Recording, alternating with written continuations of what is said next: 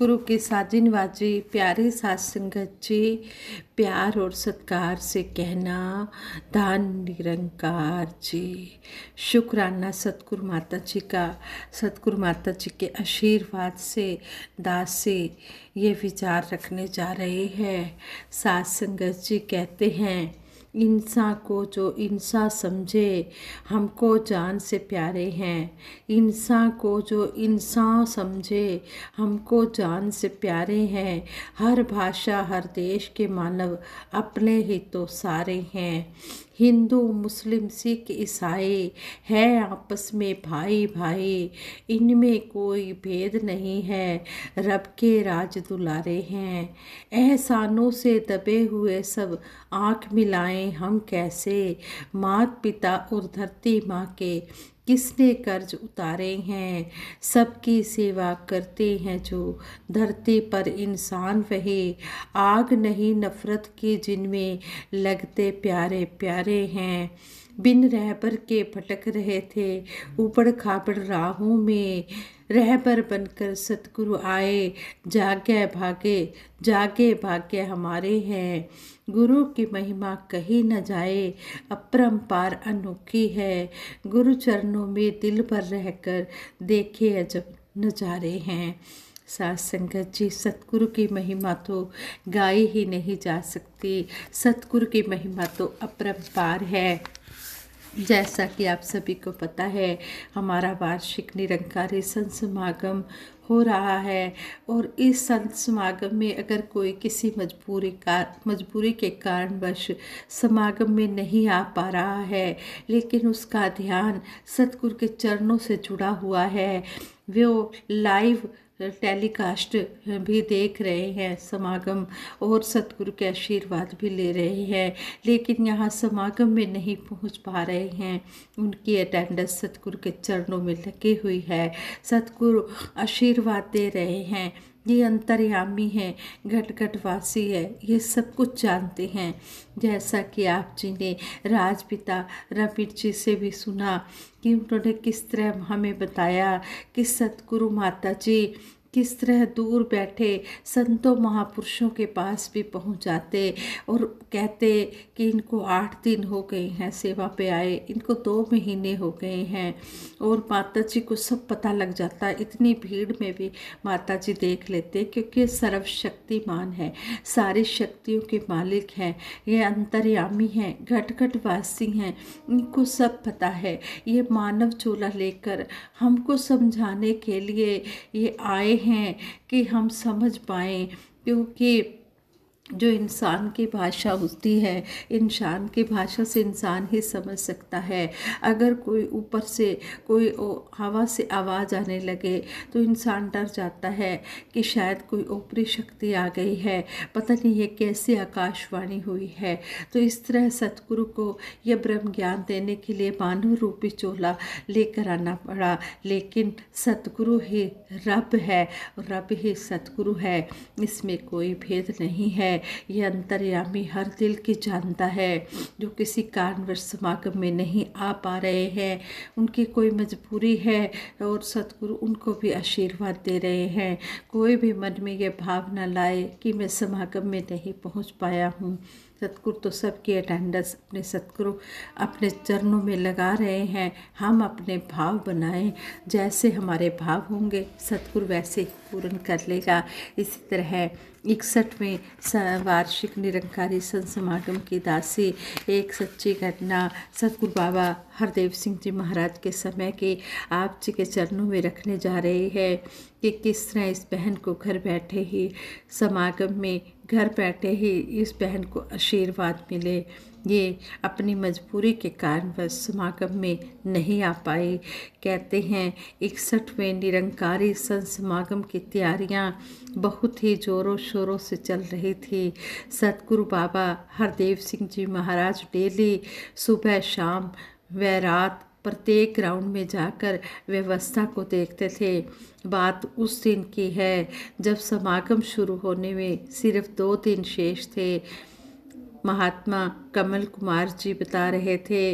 महात्मा कमल जी कहते हैं कि दास के मन में बहुत दिनों से एक प्रार्थना एक बहन के लिए करने का सतगुरु के चरणों में रखने का ध्यान बना हुआ था, परंतु सतगुरु बाबा जी के अनमोल समय में तय प्रोग्राम में रुकावट ना पड़े, विघ्न ना पड़े, इसका ख्याल आते ही वह प्रार्थना मन में ही रह जाती।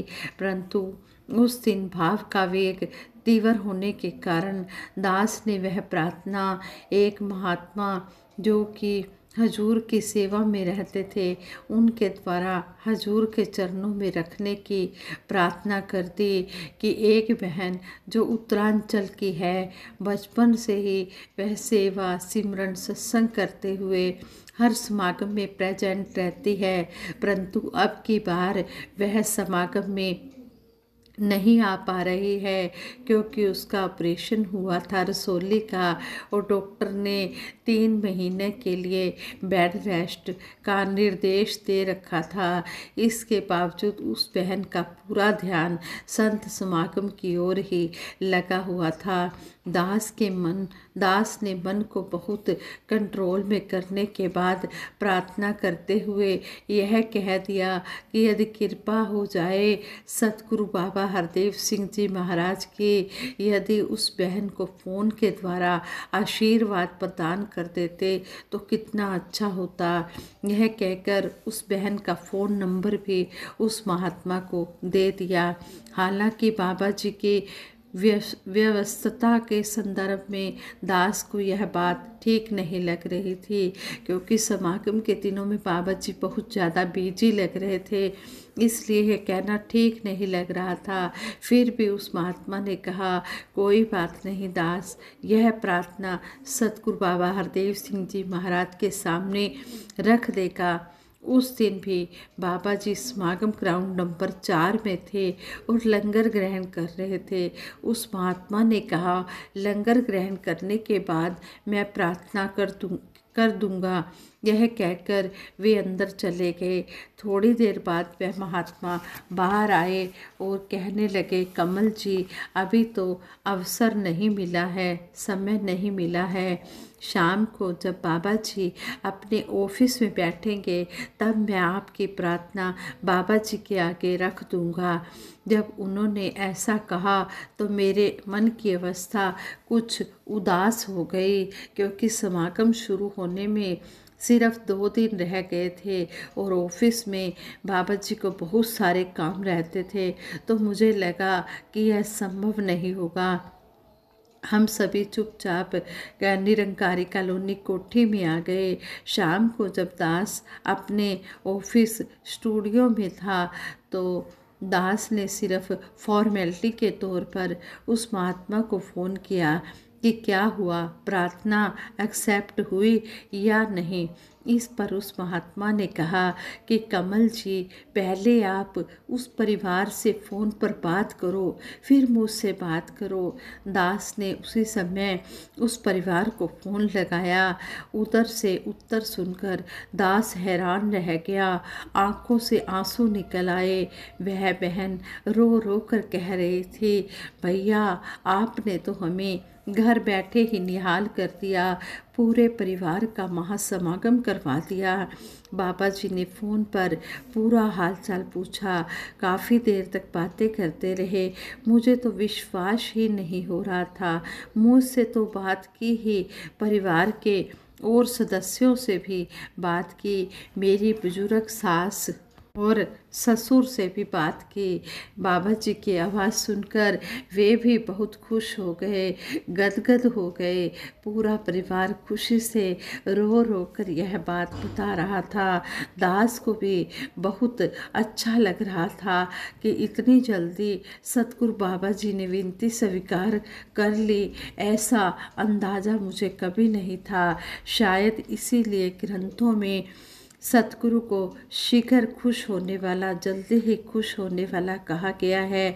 यह तब है जबकि उस बहन ने ऐसी प्रार्थना करने के लिए मुझे कभी नहीं कहा था। यह तो मेरे मन के भाव थे जिसे सतगुरु बाबा जी ने पूर्ण किया था। यह एक उल्लेखनीय बात है कि साकार सतगुरु की अपनी सीमाएं व मर्यादाएं होती हैं। शरीर में होने के कारण शारीरिक सीमाओं को तो मानना ही पड़ता है। कोई भी शरीर इतना सक्षम नहीं हो सकता कि लाखों श्रद्धालुओं से इस प्रकार कांटेक्ट कर सके।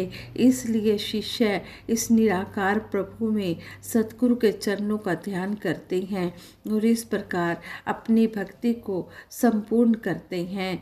इसी भाव को दृष्टि में रखते हुए उस बहन ने फ़ोन पर बात करके आशीर्वाद लेने की कोई मांग नहीं की थी। साथ ही यह भी तो बात है, बिन मांगे मोती मिले। हम सौभाग्यशाली हैं कि सतगुरु साकार रूप में जहाँ हम सबको मार्गदर्शन दे रहे हैं, वहीं निराकार रूप में सतगुरु सबको हमेशा देख रहा होता है, सबकी भावनाएं सुन व समझ रहा होता है। जिनका हृदय से ऐसा विश्वास होता है वह धन्यता के पात्र हैं। आज संगत जी, कहने का भाव यही है कि जैसे जैसे कोई भाव लेकर सतगुरु के चरणों में आता है, सतगुरु उसके भाव पूर्ण कर देता है। हम अपने भाव तो बनाएं, ये सतगुरु निरंकार तो हर पल हमारे साथ है, अंग संग है, ये हर घट में बसा हुआ है। जो भी हम भाव रखते हैं, ये कल्प वृक्ष है, ये उसी समय पूर्ण कर देता है। सतगुरु के चरणों में हम यही मांगते हैं, हे दातार सच्चे पातशाह, हमें अपने चरणों से हमेशा जोड़ के रखना, हमें भक्ति देना, भक्ति का दान देना। हम हमेशा आप जी के चरणों में जुड़े रहे। कहते हैं भक्ति उसी की पूर्ण होती है जो श्रद्धा भाव से पूर्ण समर्पित होकर सतगुरु के चरणों में आकर जुड़ जाता है। जिस तरह हमने सेवा दल रैली में भी सुना कि किस तरह सेवक जो होता है वो दिखावा नहीं करता है, वो गिनवाता नहीं है, वो अपने आप को गंवाता है। वो दिखावे की भक्ति नहीं करता है कि कोई मुझे देखे और मैं सेवा कर रहा हूँ, मैं सिमरन कर रहा हूँ, मैं सत्संग कर रहा हूँ। नहीं, वो निष्काम निरक्षित भाव से सेवा करता चला जाता है और सतगुरु के मन में बस जाता है। जिस गुरसिक ने गुरु के दिल में अपनी जगह बनाई है, कहे हरदेव गुरु भक्ति की कला उसी को आई है। उसी को गुरु भक्ति, उसी को पता लगी है कि भक्ति क्या होती है, उसी ने भक्ति सीखी है जिसने सतगुरु के दिल में अपनी जगह बना ली है। सतगुरु के दिल में वही गुरसिक जगह बना सकता है जो सतगुरु के कहे अनुसार किंतु परंतु ना करके हूँ बहू उस सेवा को, उस हुक्म को पूरा करता चला जाता है। आइए दातार से यही आशीर्वाद मांगते हैं। सच्चे पातशाह, जैसा आप जी हमें सेवा सिमरन सत्संग का ढंग सिखा रहे हैं, हम उन वचनों पर हूँ बहू चलते चले जाएं। जैसे हमने सेवा दल रैली में गेम्स भी देखे तो उसमें भी किस तरह दिखाया गया, वो जो बॉल्स थी किस तरह बच्चे नीचे घूम घूम कर लेट लेट कर वो बॉल निश्चित स्थान पर पहुंचा रहे थे, कोई उसमें फेर बदल नहीं कर रहे थे। इसी तरह हमने गुरु के वचनों को ज्यों का त्यों सब तक पहुंचाना है। सब तक पहुंचाने का मतलब कि हमने कर्म रूप में ढालना है, अपने मन में उन वचनों को बसाना है, उसमें कोई मिलावट नहीं करनी है। जैसे गुरु के वचन हमें सुनने को मिलते हैं, हमने उन वचनों को अपने कर्म रूप में इम्प्लीमेंट करते चले जाना है और अपना जीवन सुंदर बनाना है और औरों का भी जीवन सुंदर बनाना है। पूर्ण हरदेव वाणी में सतगुरु बाबा हरदेव सिंह जी महाराज कहते हैं कि संत वचन को मन से सुनना, कर्म से सदा सुनाना है, फूलों की मानिंद महकना, औरों को महकाना है। हमने इन वचनों को धारण करके फूलों की तरह खुद भी महकना है और औरों को भी खुशबू देकर महकाना है। यानी कि अपना जीवन तो सुंदर बनाना ही है, साथ में दूसरों को भी प्रेरणा देकर उनका भी जीवन सुंदर बनाना है, ताकि उनका भी लोक सुखी और परलोक सुहेला हो जाए। जो संत महात्मा होते हैं ये दूसरों के बारे में ही सोचते हैं, ये अपने बारे में नहीं सोचते हैं, ये दूसरों का ही भला मांगते चले जाते हैं। इस तरह इनका जीवन सुंदर बनता है। ये खुशबू को बिखेरते हैं। सच्चे पातशाह से मिलामी जिना मिलिया तेरा नाम चितावे। हे मेरे मालिक दीन दयाल, ऐसे संतों का ही हमें संग देना कि जिनको मिलते हमें आप जी की याद आ जाए। और यही जो याद है, यही जो चर्चा की हुई है, यही हमारे लेख की लगनी है। ये राम रतन धन ही हमारे साथ जाने वाला है और ये दुनिया के पदार्थ सब यहीं के यहीं रह जाने हैं। इसलिए कहा है, खाओ खर्चो रालमिल भाई, तोट ना आवे तो जाए। ये नाम राम नाम रूपी खजाना तो ऐसा है, जितना जितना हम खर्च करते हैं उतना उतना बढ़ता चला जाता है। और दुनिया भी खजाना तो ऐसा है, जितना हम खर्च करते हैं उतना घटता चला जाता है। तो हमने जो खजाना बढ़ने वाला है, हमने उस तरफ ध्यान देना है। बढ़ने वाला खजाना ये राम नाम रूपी धन है, इसलिए हमने इसको ज़्यादा से ज़्यादा इकट्ठा करना है। इस दौलत को हमने अपने साथ लेकर जाना है। इस निरंकार के साथ अपनी लीव लगा के रखनी है। इसका एहसास हमने हर पल करना है। और सतगुरु माता जी से यही आशीर्वाद मांगते हैं कि हर पल हमें इस निरंकार की याद बनी रहे, हम हर पल इसका सिमरन करते रहें, सिमरन द्वारा इसका एहसास बनाए रखें और अपना जीवन सुखी बनाएं। सारे सुख दुनिया के पादों साड़ी झोली विच फिर भी मिलाई रखना, संतां दी टोली विच साध संगत जी प्रेम से कहना, धन निरंकार जी।